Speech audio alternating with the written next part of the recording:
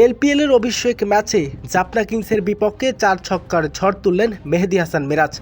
প্রথম ম্যাচেই ব্যাট হাতে সুযোগ পেয়ে করলেন ইতিহাস। মাত্র 30 বল মোকাবেলা করে 4টি ছক্কা ও 3টি চারের মার।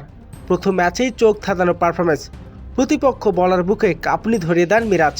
প্রথমবারের মতো এলপিএল ম্যাচেই ব্যাট হাতে সুযোগ পেয়ে করলেন রেকর্ড। এলপিএলে উদ্বোধনী ম্যাচে জাফনা কিংসের বিপক্ষে খেলতে নেমেছে মেহেদী হাসান মিরাজের দল গার্লস মার্বেল। এদিন শুরুতে টস জিতে প্রথমে ব্যাটিং করার সিদ্ধান্ত নেন গল মার্ভেলস। উদ্বোধনী জুটিতে ওপেনিং করতে নেমে শুরু থেকেই বেশ স্বাচ্ছন্দ্যে খেলেন দুই ওপেনার। তবে এদিন পার্টনারশিপ করেন এই দুর্দান্ত দুই ওপেনার। 17 রানের মধ্যেই 3 উইকেট হারিয়ে ফেলে গার্লস মার্বেল। এরপর চতুর্থ ব্যাটার হিসেবে ক্রিজে আসেন মেহেদী হাসান মিরাজ। প্রথমবারের মতো এলপিএলের প্রথম ম্যাচেই ব্যাট হাতেই সুযোগ পান এদিন মেহেদী হাসান মিরাজ। তবে এদিন ব্যাট হাতেই সুযোগ পেয়ে করেন রেকর্ড।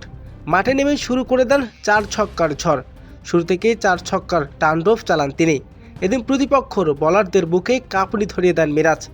শুরু থেকেই খেলেন মারমুখী ব্যাটিং, একের পর এক মেরেছেন ছক্কা, এক ওভারেই মেরেছেন 2টি বাউন্ডারি। তবে এদিন একের পর এক ছক্কা হাঁকিয়ে প্রতিপক্ষকে যেন জানিয়ে দিলেন তিনি বাংলাদেশের অলরাউন্ডার। মেহেদী হাসান মিরাজ এদিন 30 বল মোকাবেলা করে 65 রানের বিধ্বংসী এক ইনিংস খেলেন তিনি। তবে শেষ দিকে 65 রানের ঝোড়ো ইনিংস খেলে সাজঘরে ফেরেন তিনি। এরপর আর ইনিংসটাকে বড় করতে পারেনি। তবে মেহেদী হাসান মিরাজ আউট হলেও তার দল পেয়েছে এদিন বিশাল পুঁজি। নির্ধারিত 20 ওভার শেষে 7 উইকেট হারিয়ে 214 রানের বড় লক্ষ্য দাঁড় করায়।